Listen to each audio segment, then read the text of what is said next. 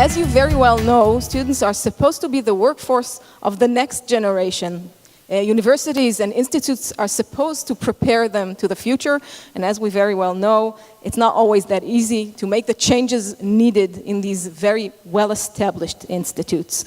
Our next speaker knows what I'm talking about. Professor Yaffa Zilbershats, the chair of the Planning and Budgeting Committee of the Israeli Council of Higher Education, wants every student to understand data. This is what she means when she talks about the future, and I hope she has an answer how to do it. Professor Zilbershats.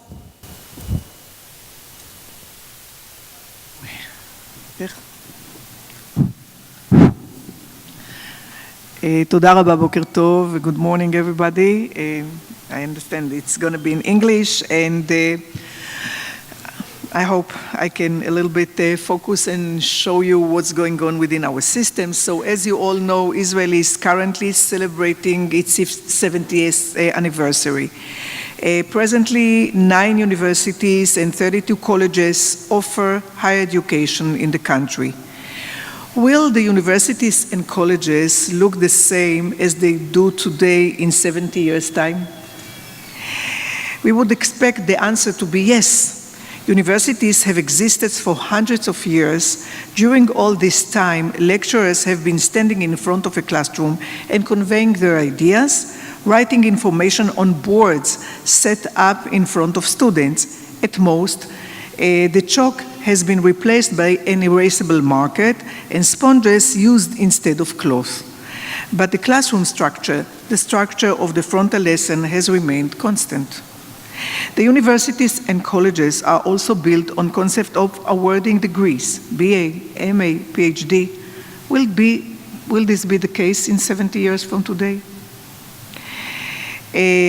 Undergraduate degrees are generally pursued by people of the same age group. In the United States, for example, undergraduate students are usually at the age of 18 to 22. In Israel, due to army service, trips, and so on, students begin their studies at the age of 22 to 25.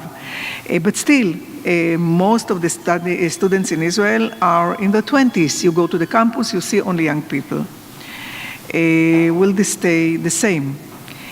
And research, that important part of higher education system, the goal of which is to create knowledge, the knowledge that is taught, that is transmitted, will that research be pursued in a similar way? Will individual researchers or group of researchers desirous of exempling a particular subject driven solely by their scientific and intellectual curiosity, will they continue to publish the results of the research in professional journals which only their knowledgeable colleagues and professional associates can read?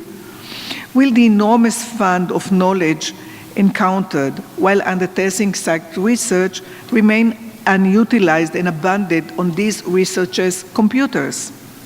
And industry, to what extent will it be cut off from the ivory tower? Will a wall between the knowledge accumulated in academia, in academic institutions, and industrial and commercial life continue to exist? Will there be a wall? Will there still be a wall? To what extent will the institutions of higher education continue to focus only on research and teaching as they've done for hundreds of years? Will the institutions open their doors wider to society as a whole and undertake a third mission in addition to research and teaching? A mission which is social, entrepreneurial, economic, Jewish, cultural, and more. As I've asked many questions about teaching and research, as well as potential third mission of higher education institution, and as my questions relate to the future, and as we all know that the gift of prophecy is not something that we can count on, and according to our Jewish tradition, it was also given to stupid people, I will briefly mention some of the developments of which we are aware. In my view, these will lead to a complete transformation of higher education institutions and turn them into establishments completely different to those familiar to us. So let's start and see what is going to happen. It is clear that longer life expectancy, the changing labor market, and the absence of stability in working place will transform the campus from a place of study for young adults to a place of learning in all ages. The future campus will be more diverse. People in their 40s, 50s, and 60s and 70s will study undergraduate degrees. They will come to study because they have more leisure time, and alternatively because they seek a career change. The campus must be prepared for this. Homogeneity will be replaced not only by heterogeneity of age, but also of heterogeneity of groups of students. Higher education in Israel is now accessible from Tel Chai in the north to Be'er Sheva in the south via the center of Jerusalem. People from all over the country, the center and the periphery, study in these institutions. Even today, many Arabs participate in higher education. 16% of students are Arabs, while the share in the population is 21, and therefore we can see that the road to achieving full education capacity is not far away. At the same time, there are still not enough ultra-Orthodox students pursuing higher education. Only 3% of the students are ultra-Orthodox, while the share in the population is 12%. Similarly, there are not enough Ethiopians students, neither Bedouins knocking on the gates of the academy. We at the Council of Higher Education and the Committee on Planning and Budgeting are working hard to enable accessibility to higher education and are confident that in the 17 years' time, and most probably maybe well before, the entire Israeli public will be represented in Israeli campuses with the appropriate ratio between the student population and relative size of the group within the population of the State of Israel. I also believe that the methods of study and study content will undergo radical change. I shall start with the method of study. Even today, the concept of MOOC, the massive open online courses that we all know, has become entrenched. This refers to multi-participant online courses which are highly professional in nature and allow interaction between the student and the screen. The student answers questionnaires during the lessons, completes assignments, and even takes a test at the end of the course. There are already many people who receive a very broad education and often even a professional education through digital platforms and carry a huge amount of MOOCs. These people simply sit on their own and learn, a reality that makes the campus redundant and removes the need for a number of teaching campuses, because once the prestigious lecturer uploads his course to the platform, that knowledge can be learned by anyone, anywhere, on or off campus, and the need for duplication in the various institutions diminishes. I'm not trying to say that all learning will become digital. I'm not saying that. However, some of it certainly will. As for the rest, the teacher will no longer stand in front of the blackboard with chalk that has been replaced by a marker. Digital media will completely change the face of the classroom, the role of the teacher, and everything we know about academic teaching. A bad teacher will soon be exposed. Only those who excel will teach and be filmed for more courses. Over time, the others probably will disappear.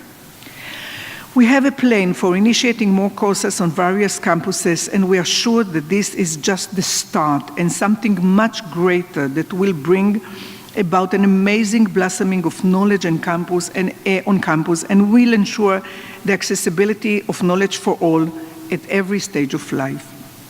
We also believe that the structure of the campus must be adapted. The buildings and libraries must open their doors. The public spaces must be equipped with up-to-date high-tech techniques so as to enable their use by all. In addition, we encourage and even call for establishment of innovation and entrepreneurial centers on campus. We no longer wish to meet a passive student who at best attends class. Rather, we want to see students striding through the campus with excitement because it is there that they can obtain training in innovation and entrepreneurship and actually start a high-tech, health-tech, commercial and other venture that they inspire with good ideas. When such a student is fired with new ideas, the entire academic system must enlist to help him. A new campus, one which is lively and attractive, will make the student want to stay there all the time. And as to research, here too, cooperation and openness is the name of the game. Our intention is to continue to expand interdisciplinary collaborations. Collaboration has been taking already place in many areas of research, but we need to go a step further and share the results of all this research in the cloud, results which are relevant to the particular publication concerned and other information gained during research process. Through this form of open access to research, it is expected that the dustbin of one, that is the useless materials on his shelf, will become the treasure of another who will be able to access the huge quantities of information on the cloud for the benefit of his own research work. So it's a big, big change in all academic methods of work. The institutions of higher education must remove multiple barriers so as to enable industry to enter this educational establishment. This process is complicated but necessary. In its absence, the industry will become disconnected from the academic institution, and industrial giants such as Google, Facebook, and others will develop their own research centers. A partnership is vital to preventing a process under which the universities dry up as the best minds run to industry. But there is a question: why should the campus be preserved?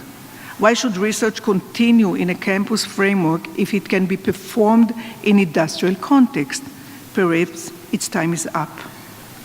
The reason for retaining the campus framework is that even if we talk a lot today about applied and translational research, which is considerable impact, it is still essential to preserve basic research.